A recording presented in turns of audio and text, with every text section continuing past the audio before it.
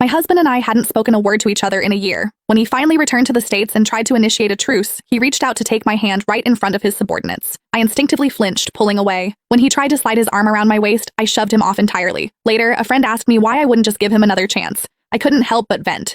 Devin and I are basically strangers now, I told her, swirling my drink.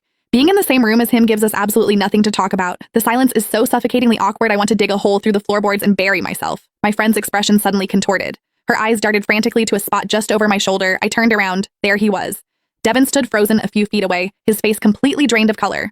Well, if it was awkward before, it was a full-blown catastrophe now. I could have dug a trench straight to the Earth's core. Devin Frost and I had been locked in a bitter stalemate for 12 months. For the entirety of that year, he had been in Switzerland, accompanying his ex-girlfriend and her parents while her father sought experimental medical treatments. He had played the devoted proxy son perfectly. Now that he was back in Chicago, he was the one lowering his head, asking for peace.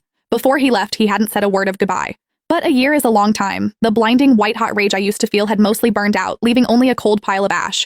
When we fell apart, things had gotten incredibly ugly. I had just lost our baby. My hormones were crashing, my heart was shattered, and I was bleeding out my grief in the form of cruel, jagged words. "I don't care that Ella's father is dying, Devin," I had screamed at him. "She spent years trying to ruin other people's happiness. This is just karma catching up to her." I remember the way Devin's features had hardened. The usual calm, detached elegance he carried himself with vanished.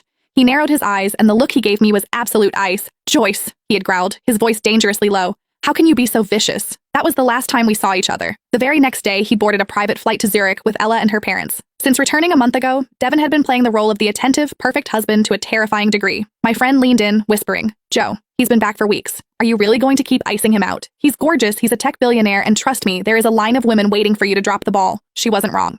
Devin came from old money and built his own empire on top of it. The line of women wanting to date him probably stretched all the way to Paris, but he had been gone for a year, a whole year. So much had happened in the empty spaces he left behind. During that first month, I used to stare at my phone, desperately hoping for a call, a text, a sign. It never came. Over time, I had reflected on my own behavior too. I knew what I said about her dying father crossed a line. I forced a stiff smile now, looking at my friend. But I'm serious. Being around him is just agonizing. We have nothing to say to each other. It's so awkward I can't breathe. That was when she looked past me, her eyes widening, telegraphing disaster. "What?" I asked. "Is there something in your eye?" She just blinked harder. I turned.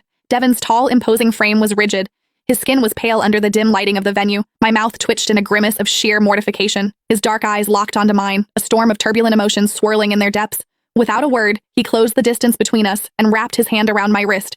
I tried to twist away. I couldn't. His grip was an iron vice. He marched me straight to the elevator, down to the parking garage, and practically folded me into the passenger seat of his Aston Martin. I watched him from the corner of my eye. His jaw was clenched so tight I thought it might shatter. A year ago, our marriage was a well-kept secret. The media didn't know the CEO of Novatech was a married man.